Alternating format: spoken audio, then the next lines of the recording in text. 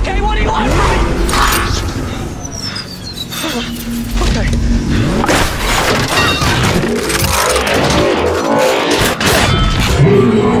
Oh, God, no! No! Oh, shit! Oh, shit! It's a bad dream. Are you username LadiesMan217? I don't know what you're talking about. Are you username LadiesMan217? Yeah? Where is the eBay item 21153? Where are the bosses? A long while back, Jersey Hammer was on Big J's panel. And I don't remember what the conversation was about, or even if Jersey was responding to me when I was in the chat room, but he said something that sounded profound to me, but actually it was common sense. Never heard it before, so I searched for it and I found out that it was an old saying. And I think he was talking to me, but I don't remember what it was for if he was, but he said, there are no solutions, only trade-offs. Common sense. No solutions, only trade-offs. That's been the end result of a lot of things we see. That's why nothing goes away. Like, got a blood clot? Okay, give me some pills. Blood clot gone. Now the pills don't mess up my liver. Now I need pills for that. Only trade-offs. That was an old saying, but it was brand new to me. Might as well have been invented right then and there. It was spanking brand new to me. And that's why I never paid no mind to this, this talk of lowering taxes. Because you lower taxes here, taxes get raised over there. Raise taxes in one area, they lower taxes in other areas.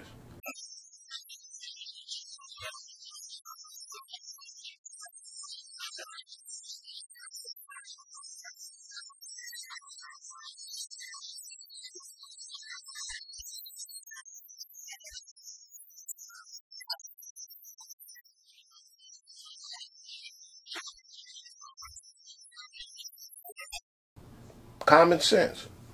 Almost like the scientists be saying. Now, I don't know how true this is, because a lot of times scientists be lying because they hate God, so they be making up stuff. But no solutions. Kind of like one of the laws of thermodynamics that say matter cannot be destroyed. It can only be made to take on another form. And this is likely why the world keeps getting worse. But anyway, let me get into why I went into that solution and trade-off thing. Well, thanks. California is banning the sale of new gas leaf blowers. Governor Gavin Newsome signed a law banning the sale of new gas-powered off-road engines like leaf blowers and lawnmowers as soon as 2024. Political reporter Morgan Reiner explains why this is easier said than done. Some people already had the foresight to come and drop off their gas-powered lawn mowing machines as part of a new pilot program in Sacramento, the first of its kind. This dumpster is full of them as well. But this business owner told me that the industry as a whole is going to face some challenges with this new law. Casey Bliss owns Bliss Power Lawn Equipment. He's working with the Sacramento Municipal Utility District to offer money in exchange for old gas-powered equipment. We saw that this was coming down the road. We see battery as becoming more and more commonplace. But not commonplace enough. I don't know of a battery-powered rototiller. I don't know of a chainsaw larger than a 20-inch bar that's battery-powered. So not quite sure how CAL FIRE and some of those type of things are going to go out there and mitigate fires when they have to have battery-powered products. This dumpster is full of them as well. Now, I'm one of these weirdos. Some might say it's religious. But I'm one of these crazy people that believes that the earth is alive. And part of my reasoning for believing that is that so much life comes out from the earth. And something that's dead couldn't possibly produce like this. And I do understand that we're murdering this place and ourselves slowly. The stuff that humans produce, of course, under the guise of making life better, we end up making things worse. And this is why I've said for years, even before Trump got in office, I said, red or blue party, we on our way to hell if we don't figure out how to stop it. So Choosing a party is only a matter of how fast you want to get there. Next week or next month. Only trade-offs. We're done is the point that he's making. I don't think there's any reason. The point is, you're welcome, I what? guess, because I'm your nuclear deterrent. It's working. We're safe. America is secure. You want my property? You can't have it. But I did you a big favor. I have successfully privatized world peace. What more do you want? So, the lie. The lie is that they want to save the planet and preserve humanity. You know, getting rid of gasoline and other death traps that we've harnessed, of course, under the guise of making life easier. And no doubt that the stuff we're using to heat and light ourselves and, you know, digging up the earth to get these things, not only energy, but the other stuff we dig into the earth for, even just for jewelry we can wear. But almost all of it ends up in the ocean, in the air, or waste buried beneath the earth. And we gotta know that's gonna end in disaster.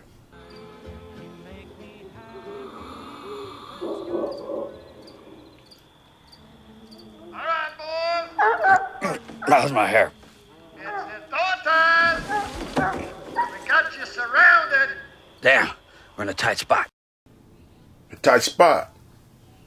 Because if you bother to look into how they're gonna fix this with this green energy stuff, it will end in disaster as well.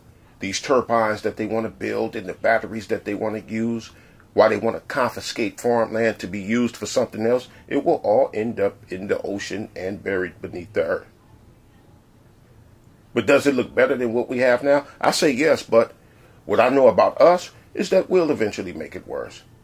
And in the long run, if you go look into it, you will see that the green thing will end up doing more harm than we're doing now.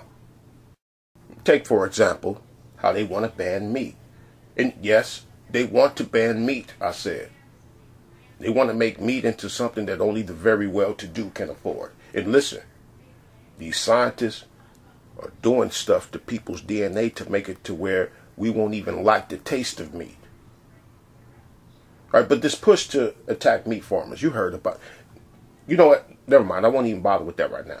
But they're saying that meat farming produces too much toxic gas, and switching us to a more organic fruit and vegetable diet will help reduce these toxic gases.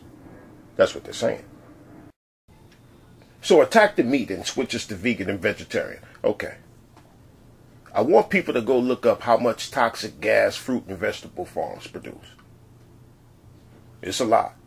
Not as much as meat farms, but if you cut the meat farms, that means that we'd be eating more and more green stuff, which means more and more land will be needed to produce this stuff, which will produce more and more toxic waste.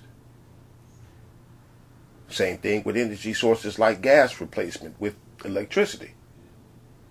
Go look up what using more electricity will do, and your conclusion should be that there are no solutions, only trade-offs.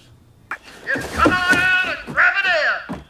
And don't try nothing fancy. Your situation is pretty nigh hopeless. Damn, we're in a tight spot. Then you have the other side of the coin. This is bad. This is real bad. Then you have the other side of the penny with a hole in it. I want to turn to an interview last month Vice President Pence did, repeatedly refusing to say the climate crisis is a threat to the United States. He was interviewed by CNN's Jake Tapper. Do you think human-induced climate emergency is a threat to the United States? Well, what I will tell you is that we'll always follow the science on that in this administration. The science says it is. But what we won't do, and the Clean Power Plan was all about that, was hamstringing energy in this country, raising the costs of utility rates for working families across this country. But is it a threat? While other nations like China and India do absolutely nothing or make illusory promises decades down the road to deal with it. You know, the truth of the matter is, with the advent of natural gas, with the natural gas explosion that's developing, with clean coal technology, we're seeing a significant reduction in carbon emissions all across this country. But is what people are calling a climate emergency, is it a threat? Do you think it's a threat? Man-made climate emergency is a threat. I think the answer to that is going to be based upon the science. Well, the science says yes. I'm asking you what you think. There's many in the science that the science community in your own administration at NOAA, at the DNI, they all say it's a threat. Look, what the president has said, what we've said is that we are not going to raise utility rates. So you don't think it's a threat? Is all I'm saying. You don't think it's a threat? I think we're making great progress reducing carbon emissions. America has the cleanest air and water in the world. We'll continue to use market forces. We don't have the cleanest air and water in the world. I think we don't.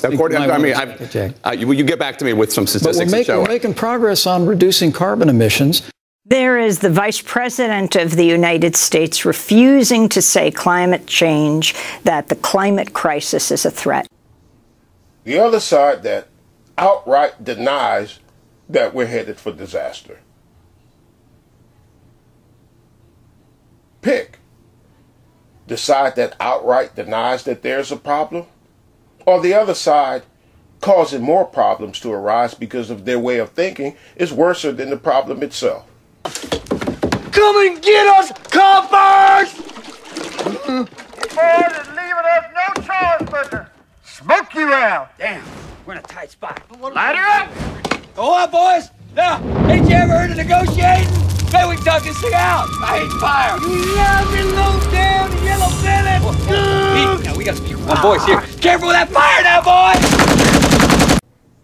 We're in a bad spot when the choice is not, hey, let's stop destroying the earth and ourselves. But rather the choice is, hey, instead of destroying ourselves in the earth that way, let's destroy ourselves in the earth this way. But yeah, we want to stop what we're doing because it's no good. I don't disagree with the green idea. I don't. I know my position sounds like I disagree with it, but I don't. I'm just looking at how it'll turn out. And also another conspiracy theory that I have. Take away all gasoline power, make everything digital and electronic so it could be remotely turned on or off by the powers that be. We're in a tight spot. That's all I'm saying. Wheel.